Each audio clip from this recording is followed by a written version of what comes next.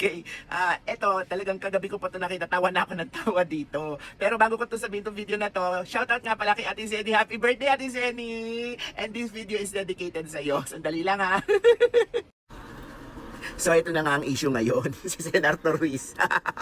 Akala ko naman din kasi alam niya, hindi niya pala alam. Alam mo, nagtaka siya kasi she was the last to know na si Win Gatchalian, Chinese ang descent at wag ka, may pagkapuro pa yung, may pagkapuro siya, o, di ba? Check natin ha, o ito, tingnan natin ha, pakita ko sa inyo. O, ito, ayan o.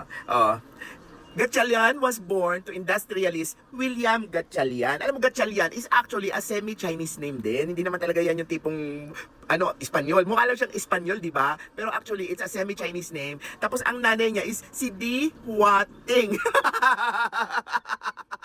He is the eldest. Tawa ko ng tawa. Hindi niya pala alam, kakaloka. So, ayan. She was the last to know daw, sabi niya. Dali Paliwanag ko lang sa inyo, not all Chinese name, nasanay kasi kayo na 3 piraso lang, Lim Ko Go, di ba? Parang ganon, di ba? Nasanay kasi kayo na laging ganon ang Chinese name. Di ba nakakalimutan nyo na ba? Merong Gokong Ue, di ba? O tapos, another name na katulad niyan is Gatchalian. Tapos ito pa, may mga pure Chinese na nag-adapt na ng Filipino name, not knowingly, hindi nyo alam, talagang Chinese talaga sila, pero inadapt lang nila yung Filipino name na kasi nagpa-natural born citizen na sila ng Pilipinas, na hindi nila inadapt yung sarili nilang apelido, tapos gumamit sila ng, halimbawa, De La Cruz, mga ganon, meron, Santos, pero pure Chinese sila. Ano ba, Senator Risa? Kakasuhan na ba? Ipapakulong na ba? Kagaya ng ginawa mo, ano ba yun? Yung girly girl, di ba? Yung taga-Tarlac na naging mayor pa. Papaimbestigahan mo na ba, Senator Risa? Nagulat ka, na-shock ka. Alam mo, Senator Risa, mas nauna pang pumunta ang mga Chinese sa Pilipinas kaysa sa ibang lahi, kaya umasa ka na. Ikaw na lang ata yung primitive na natitira. Akala mo Spanish, no? Kasi Gatchalian. Actually, Gatchalian is parang semi-Chinese name din yan.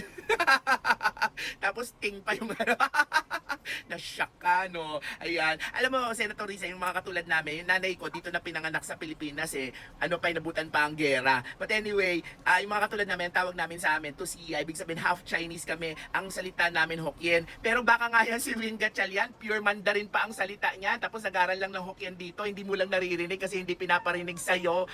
Try mo kaya minsan, malay mo nag-Chinese school din yan. Alam mo, kahit nga si Jose Rizal, kahit nga yan si Marcos, meron ding Chinese blood yan. Ikaw na lang ata yung natitirang pure.